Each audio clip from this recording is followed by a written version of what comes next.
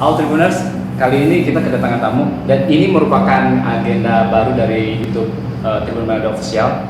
Jadi ada ngobrol-ngobrol bareng sama orang-orang yang bisa menginspirasi kepada kita semua. Dan kali ini sudah ada Randy. Ya.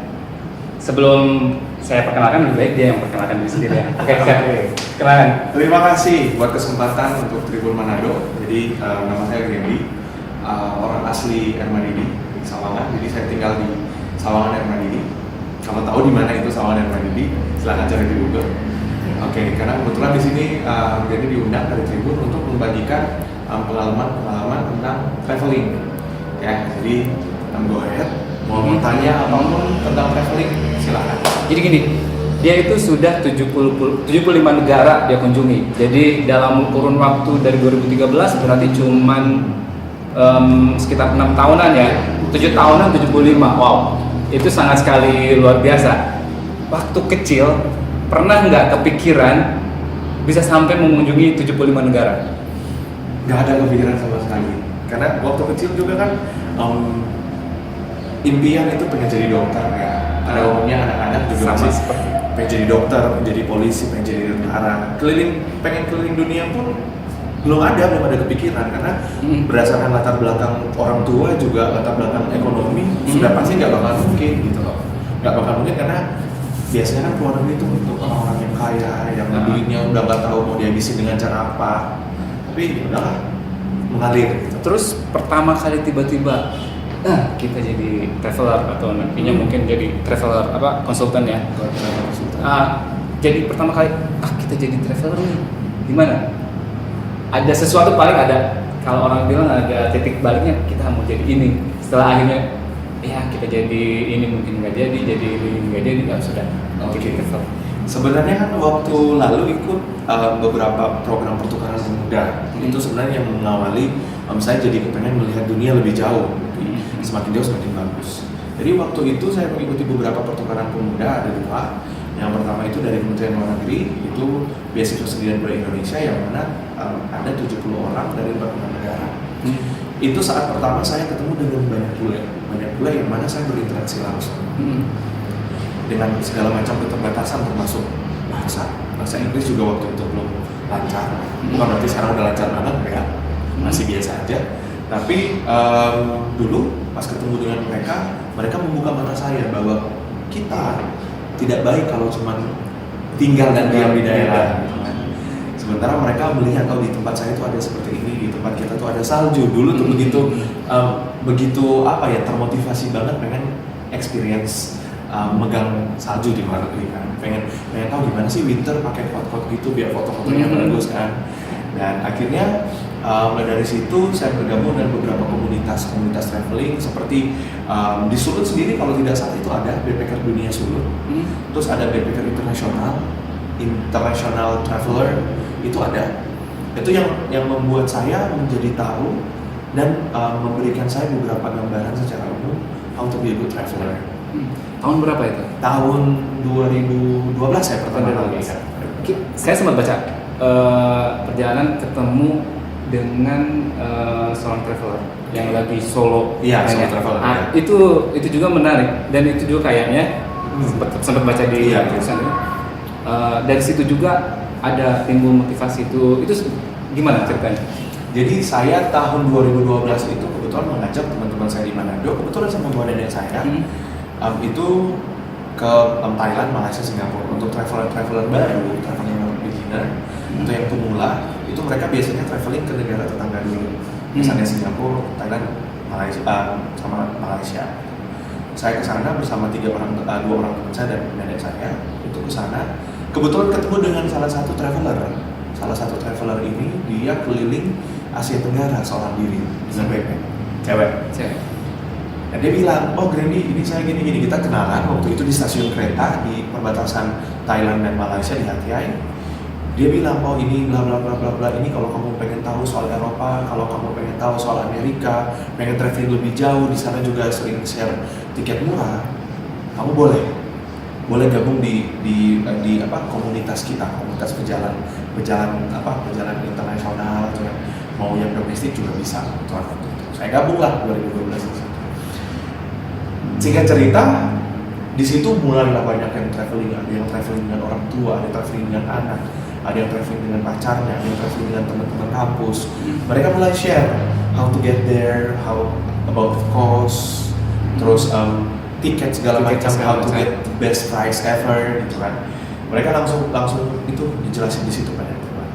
Tahun 2013 saya pernah ke Hong Kong 20 Desember 2013 saya ke Hong Kong hanya dengan membayar Rp10.000 dari Bali ke Hong Kong 10.000 dan dari Hong Kong ke Surabaya itu 200.000. Gimana caranya? Nah itu dia, saya dapatnya infonya dari situ. Jadi di Facebook sendiri ini bukan promosi karena saya kebetulan dapat dari situ. Ada grup yang namanya Pemburu Tiket Promo. Jadi teman-teman ada nama grup itu di Facebook Pemburu Tiket Promo. Semua tiket promo atau semua hal yang berbau promosi akan ada di situ. Misalnya Error Fair. Saya ke London pernah dari Kuala Lumpur ke London itu tahun 2000 ke London pertama kali 2016. Tiketnya itu Kuala Lumpur London pakai Malaysia Airlines. Bukan berarti karena imbas Malaysia Airlines kecelakaan terus dibuat murah. Tidak mungkin. 900.000 one way tiketnya. 900.000 tiket one way Kuala Lumpur London. Pulangnya saya dapat dari Oslo ke Bangkok itu 1,8 juta. Bisa dihitung berarti untuk tiket sendiri bisa berapa? Nggak nyampe 5 juta udah sampai Jakarta lagi. Dari situ saya nginep ke teman-teman saya yang pernah ikut program pertukaran pemuda. Terus saya juga nginep di Couchsurfing, terus nginep di hostel. Itu awal mula. Pertama melakukan perjalanan kemana dan modal awalnya berapa? Oke, jadi perjalanan pertama itu saya sih dari dulu kan kebetulan oma saya dulu ke Singapura. Saya bilang saya kepengen dalam hati, pengen banget ke Singapura, foto di nelayan kan, dengan gini-gini semua segala macam. Oke, pengen banget ke Singapura. Ternyata Tuhan mendengar itu saya buat paspor 2011. Paspor saya pertama kali itu 2011. Saya berdoa, saya bilang bahwa Tuhan kita pengen keliling dunia tapi satu negara aja dulu gitu untuk sekarang, Singapura. Pengen banget ke Singapura. Tapi setelah saya cari tiket, cari googling segala macam, waktu Google juga udah lumayan eksis untuk cari info sebanyak mungkin.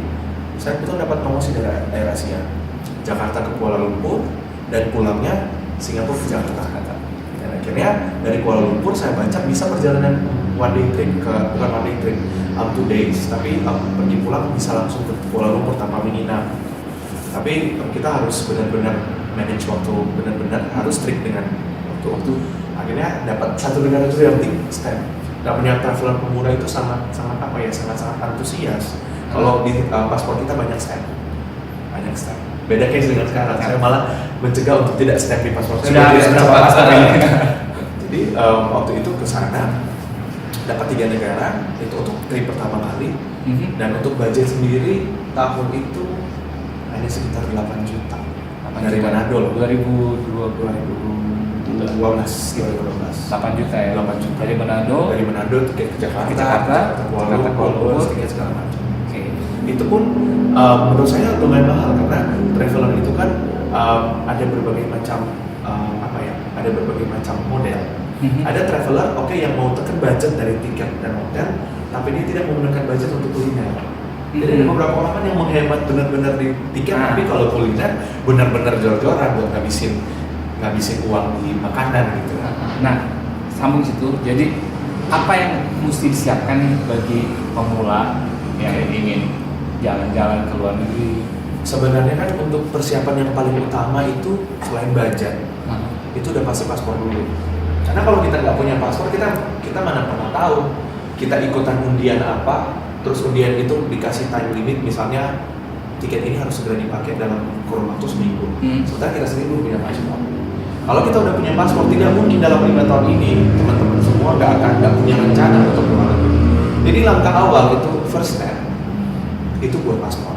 Itu yang paling penting. Bikin paspor aja, urusan mau kepake atau enggak. Berapa sih paspor sekarang? 455.000, mungkin kalau yang elektronik 650.000. Saya rasa juga semua masih bisa dijangkau. Sebulan 100.000 buat nabung buat paspor kan. Yang penting niat dulu, bikin paspor dulu.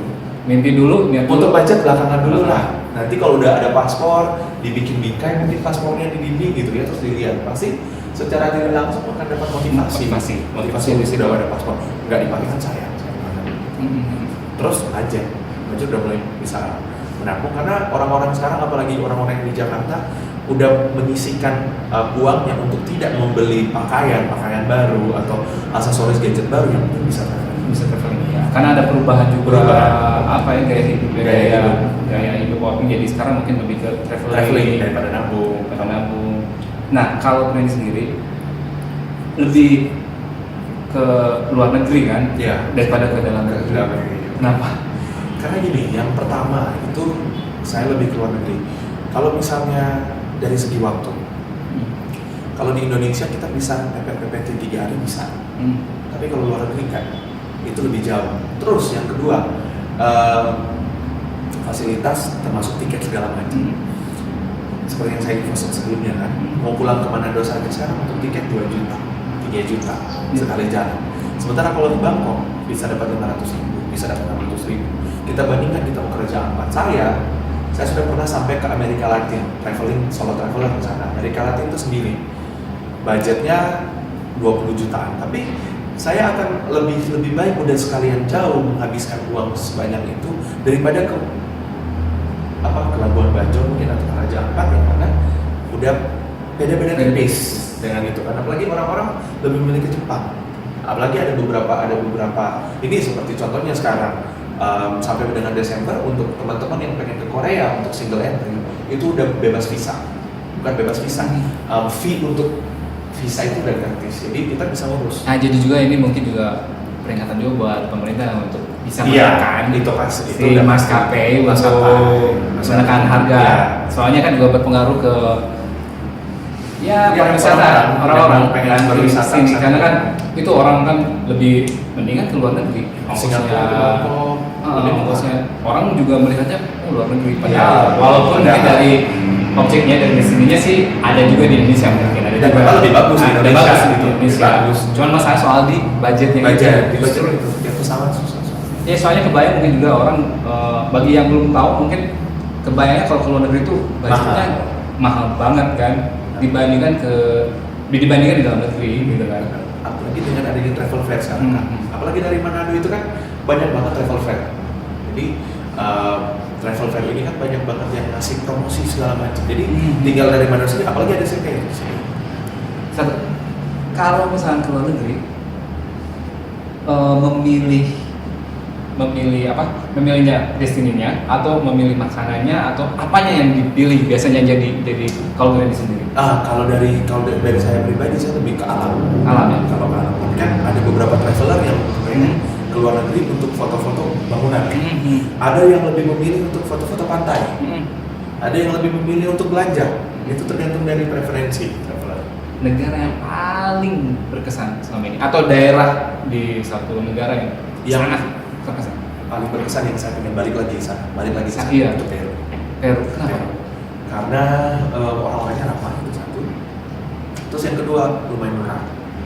Terus alamnya itu luar biasa. Karena ada salah satu keajaiban dunia kan di sana, Machu Picchu. Itu kan daerah tinggi ya? Nah, daerah tinggi. Dan itu mesti mungkin perlu effort kuat untuk mencapai sana. Effort udah pasti kan. Mau kemana pun itu effort pasti ada. Cuman ya effort itu kan kalau teman-teman yang bisa sampai ke sana pasti kita juga bisa. Cuma tergantung persiapan. Yang penting istirahat yang cukup, makanan juga, suplemen gizi juga cukup kuat. Karena kalau fisik nggak kuat itu di sana bisa ada mimisan atau bisa pusing. Ketinggiannya berapa ya di sini? Kalau untuk Machu Picchu sendiri 3.500 sekitar 3.500. Itu kita mesti berjalan kaki. Sorry. Machu Picchu itu cuma 2.800, tapi Cusco itu 3.500.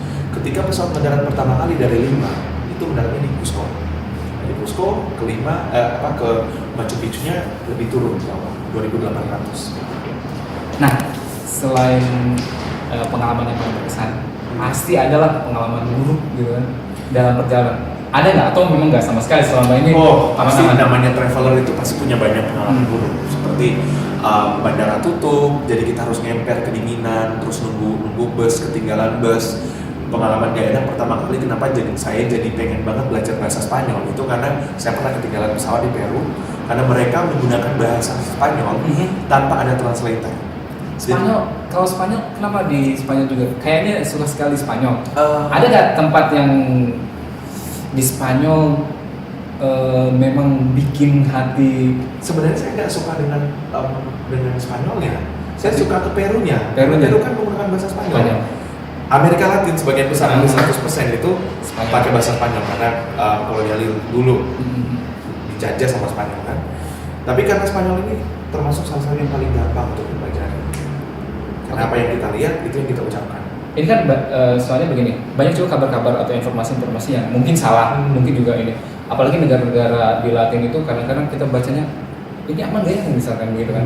Bagi seorang traveler itu kan hal seperti itu bagaimana dia memposisikan maksudnya, oh ini kita mau ke daerah ini aman gak ya, kadang-kadang jadi menciutkan hati orang untuk melakukan perjalanan kan. Oke. Sebenarnya dari traveler ini kan ada berbagai macam gaya kan. Jadi ada traveler yang terlalu mencolok, mau kemana-mana dia harus update status, harus story dengan barang-barang mahal yang mana di situ menarik perhatian. Gak cuma negara Latin, dimanapun kalau ada orang-orang atau traveler yang menarik perhatian itu sudah pasti akan memunculkan satu kesempatan untuk terjadi hal yang tidak diinginkan. Masuk dengan scam, copet, jamret itu di mana-mana masih ada. Oke. Nanti mungkin tips and tricksnya bagi pemula ya, bagi pemula. Oke. Jadi untuk tips and trick untuk teman-teman yang di Manado yang pengen traveling, apalagi traveling murah, itu coba dulu untuk promosi setiap ada travel fair itu jangan pernah melewati yang namanya travel fair. Selain kalian harus sudah punya paspor, coba googling sebanyak mungkin tempat-tempat yang pengen teman-teman kunjungi. Tapi kita harus tahu juga posisi paspor kita ini kan masih termasuk salah satu paspor yang paling lemah di dunia. Yang mana untuk ke negara-negara tertentu kita masih membutuhkan visa. Saran saya, tips and trick dari traveler itu kita punya yang namanya level negara. Jadi level negara yang harusnya ada di paspor kita terlebih dahulu itu, kalau saya dulu mengikuti cara ini. Jadi untuk traveling pertama kali itu Asia dulu, Asia Tenggara, untuk Malaysia, Singapura, Thailand, Vietnam. Ketika itu udah mulai banyak, kita coba apply visa Jepang. Kalau misalnya kita setelah Jepang baru kita ke Eropa. Setelah dari Eropa ini, kalau kita udah pernah punya Schengen visa, itu akan memudahkan teman-teman untuk ke Amerika. Karena Amerika salah satu visa yang lumayan menantang. Karena kalau kita nggak bisa jawab interview dan pengalaman traveler kita belum cukup, itu saya rasa lebih susah. Satu hal lagi, bahasa yang dikuasai. Soalnya kan sudah 75 negara nih. Untuk Sekarang bahasa banyak sekali kan. bahasa yang paling penting itu udah pasti bahasa Inggris. Tapi saya mau menambah satu bahasa lagi yang saya sementara pelajari sekarang itu bahasa Spanyol. Karena soal Amerika itu selalu bahasa. Daerah termasuk salah satu di Amerika pun hampir setengah. Gak cuma Amerika Latin, Amerika itu apalagi Los Angeles, California itu kan bekas punyanya Meksiko ya kan. Itu sebagian besar menggunakan bahasa Spanyol. Oke, sip. Dan sekian dulu dari kami. Ciao. Ciao.